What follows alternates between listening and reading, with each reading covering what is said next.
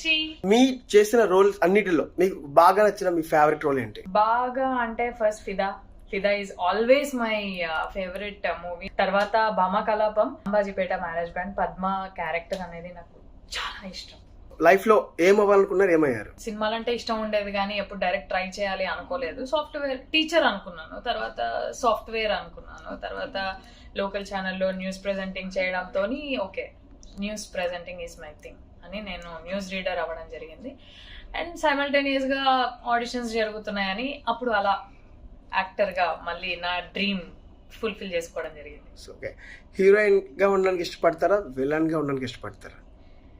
Artist గా ఉండడానికి ఇష్టపడతాను, ఎందుకంటే artist can do anything, any role.